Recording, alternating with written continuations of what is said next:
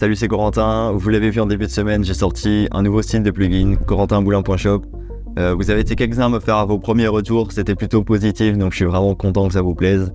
Je voulais faire une simple petite vidéo pour vous montrer un peu à quoi ressemblent les plugins, qu'est-ce que j'ai, qu'est-ce que je vous propose. Et puis je finirai aussi la vidéo par vous montrer un peu comment j'ai monté la vidéo annonce de la sortie du site.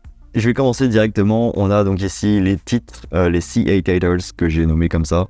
On a différentes catégories. Alors, ce qui est vraiment des titres, ça va être Title Designs et Free Titles qu'on a ici. Et après, on a notamment des outils ou des effets d'animation de texte. En haut, tout ce qu'on a en haut, c'est simplement les outils d'adjustment layer. Vous savez, les calques, pour coller des effets sur tout un projet. Et puis, les motion blur, qui sont toujours très pratiques. Ensuite, on a donc les éléments animés. Donc là, ça va surtout être des outils d'animation. De manière générale, les outils, voilà, vous les avez dans les titres. Tout simplement parce que c'est comme ça qu'ils sont les plus logiques d'utiliser. Vous les utilisez comme un titre, vous les placez au-dessus d'un élément dans votre timeline et l'élément apparaît. C'est pour ça que ce sont des plugins de titres. Même lorsque c'est justement ici des drop zones, ça va être sous forme de titre parce que c'est comme ça que c'est le plus logique de l'utiliser encore une fois. Justement, les drop zones, je voulais en faire un petit point dessus parce que c'est pas toujours évident de comprendre comment ça marche si on veut y mettre une vidéo. On se demande pourquoi la vidéo bug, pourquoi la vidéo s'arrête. En fait, quand vous sélectionnez une drop zone, si par exemple je prends la première, il faut bien placer votre curseur au début de la vidéo pour qu'il la lise en entier dans la vidéo. Là ici, vous voyez bien que la vidéo elle s'arrête pas. Alors que si à l'inverse j'aurais cliqué à la fin de mon plan, c'était appliqué, et bien la vidéo est à l'arrêt. Il n'y a que le début où il doit y avoir la fin de la vidéo. Donc voilà, petit point important sur les drop zones. Quand vous sélectionnez une drop zone, sélectionnez bien au tout début de votre vidéo si vous mettez une vidéo. D'ailleurs, cet outil est assez pratique. Vous pouvez ensuite déplacer vos drop zones comme bon vous le semble. Vous pouvez les ajuster, changer la taille, etc. Un autre point d'ailleurs, c'est avec les drop zones qu'on ne comprend pas toujours très bien. Vous avez deux paramètres d'échelle, le inside scale et scale tout court. Si je voulais changer la taille de ma vidéo à l'intérieur, si par exemple je voulais zoomer sur les buildings qu'on a ici, il faut bien faire inside scale et à ce moment-là on va bien zoomer à l'intérieur de la vidéo et ensuite on peut changer sa position.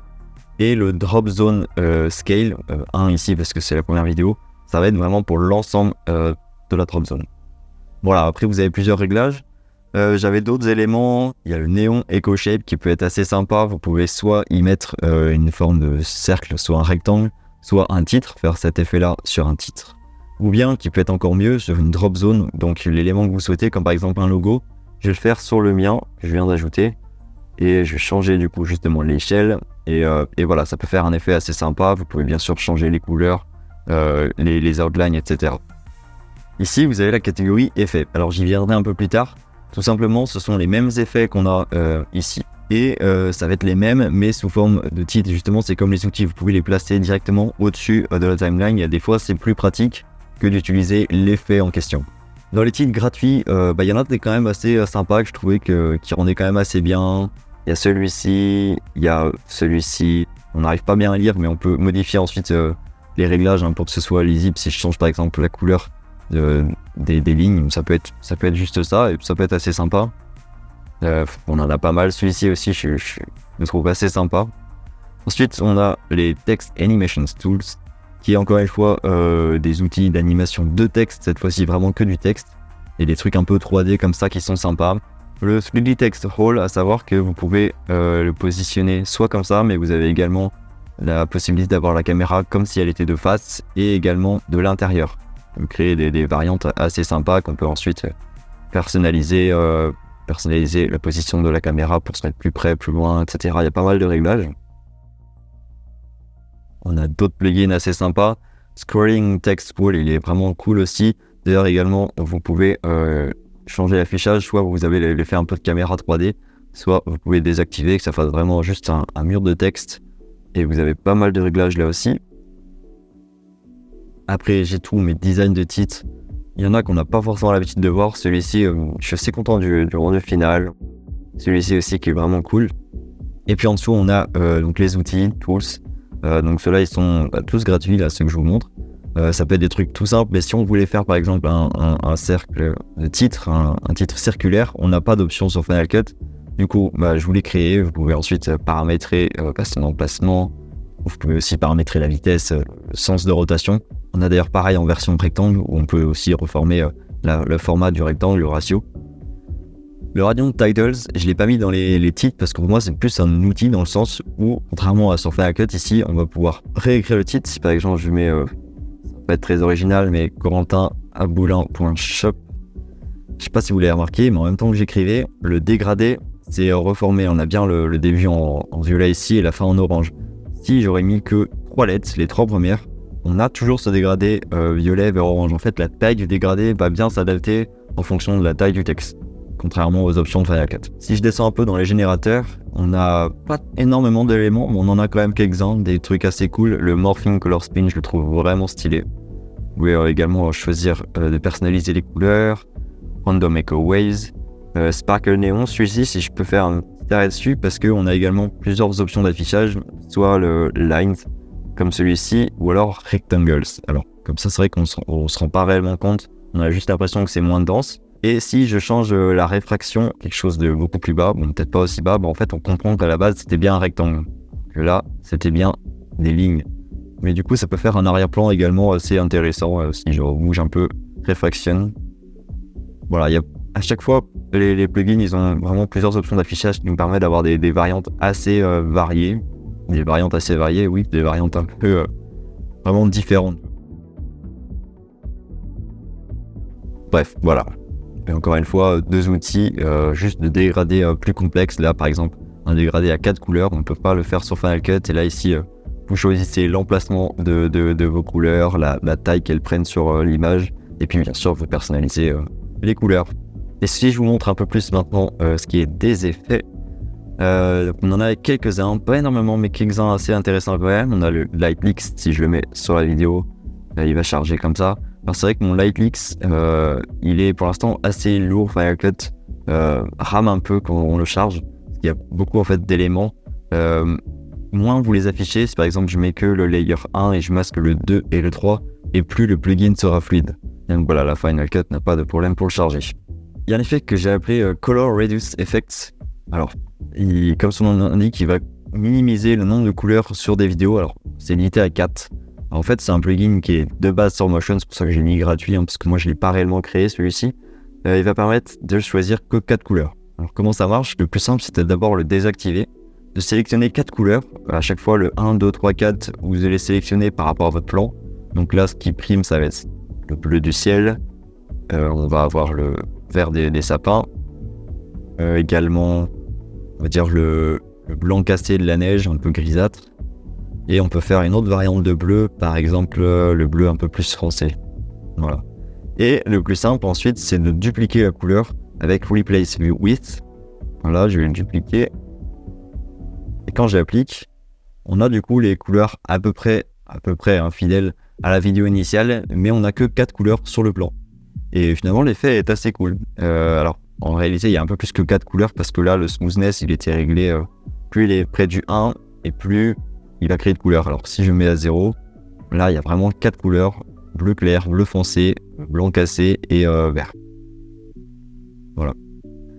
Un autre effet cool, le Electric Outline Effect, qui permet de créer un effet du coup électrique autour d'éléments. Alors là du coup c'était par défaut autour de la vidéo, mais si je viens y rechercher un titre, on va regarder Flickr Clean Title, et que je lui applique le Electric Outline Effect, et bien on va avoir un contour électrisant sur le titre. Alors c'est vrai que là il est un peu fort, on peut ensuite le personnaliser, diminuer le outline, je vais le désactiver d'ailleurs sur la vidéo de base.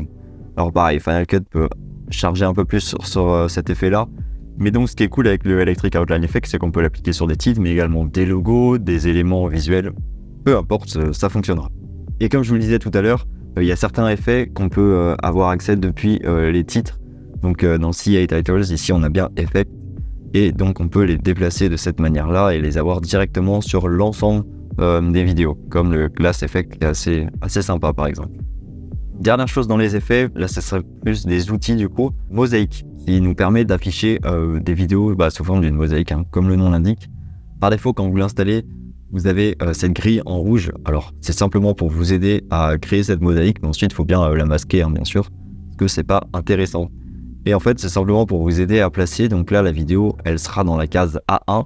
Et si vous voulez la mettre dans la case C3 par exemple, il vous suffit de sélectionner ici C3 et voilà. Et ensuite, pour créer cette mosaïque, vous ajoutez tous vos éléments par-dessus, vous y appliquez la même mosaïque et cette fois-ci, vous mettez par exemple C4 par exemple. Donc pour créer une mosaïque, ce qu'il faut, c'est superposer des éléments, appliquer la mosaïque et remplacer avec les numéros que vous souhaitez, par exemple A3. Et à chaque fois, vous pouvez désactiver l'assistance grid. Alors, le plus simple, c'est d'aligner d'abord tous vos éléments les uns au-dessus des autres, d'appliquer ensuite la mosaïque sur un élément, désactiver l'assistance grid une fois que vous avez compris le principe, et puis de faire commande C, option commande V pour ensuite appliquer la grille, la mosaïque sur tous les éléments, au lieu de le faire un par un comme je vous ai montré là. Donc voilà un peu pour les effets, et puis enfin pour les transitions, là pour le coup il y en a pas mal. Donc c'est souvent des packs, il n'y a jamais qu'une transition, c'est des packs de 5, 10, donc 10 transitions, à part quelques-unes qui sont gratuites ou elles sont seules.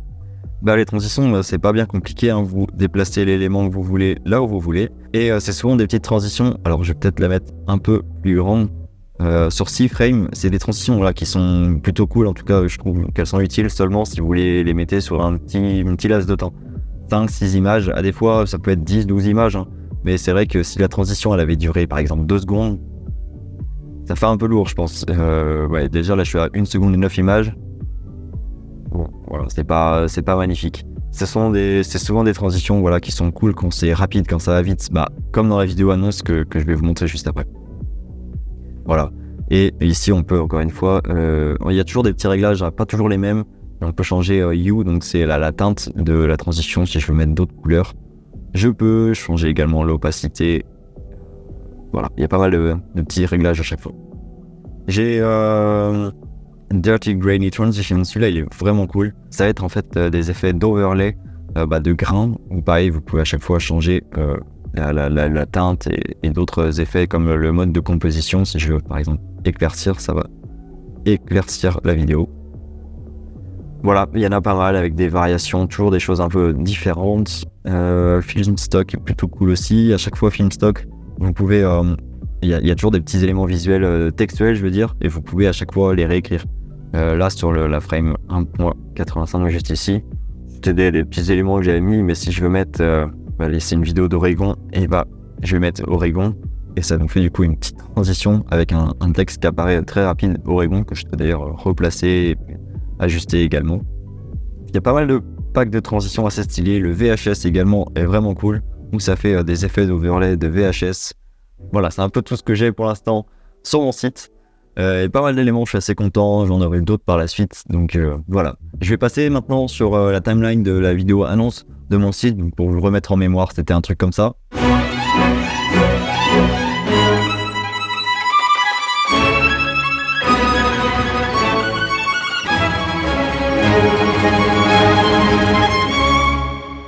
Il y a notamment plusieurs exemples dedans que je vais pouvoir vous montrer pour vous montrer un peu comment je les ai mis en place pour que ça rend ce que ça rend, et puis voilà.